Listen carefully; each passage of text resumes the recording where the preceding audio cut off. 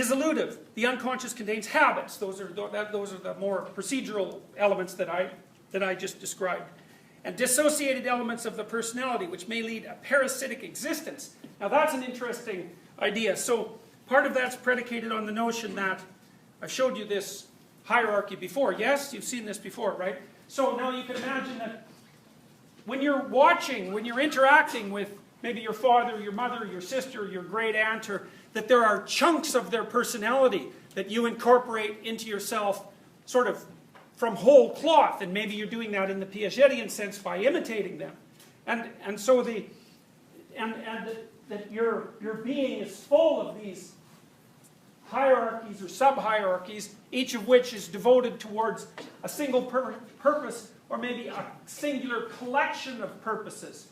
And that you can switch back and forth between being dominated by one of these or the other. And some of them are more straightforward, like the state of perception and action that might characterize you if you're simply angry or if you're simply possessed by sexual desire. But the more complicated ones would be those that make those who know you say, you're acting just like your mother now, or you're acting just like your father now. And what that means in a sense from the Freudian perspective, and I think as well from the Piagetian perspective, that you've incorporated huge subsets of the habits and perceptual schemas that make up the people who were closest to you in your developmental history. Now Freud would believe that those things can motivate you unconsciously, in that, for example, you might be living out your parents' unconscious dreams, or maybe you're living out your parents' unconscious dreams that you be a bad child. That happens very frequently. I've seen families, for example, where a daughter was born instead of a son, to the great dissatisfaction of the mother, and the consequence of that was that that child was essentially demonized from day one.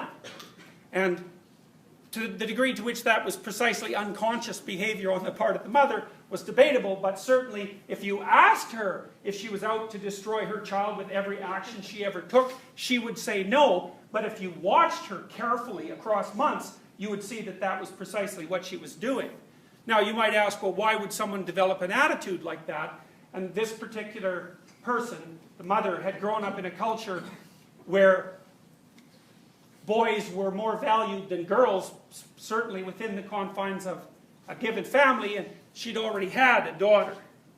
So, was that her? Was it the culture? Was it something that she picked up from her own parents? God only knows, but it was this free-floating spirit, in a sense, that happened to inhabit her and shape the way that she was interacting with the world, without her really understanding what she was doing at an articulated level at all. In fact, if you ever more or less confronted her with the evidence that she was doing such a thing, she did absolutely everything you could possibly imagine to refuse to take any ownership for that whatsoever, or to articulate it, or even to conceive that a human being might be capable of such a thing, even though the situation in her family made appalling look like a vacation.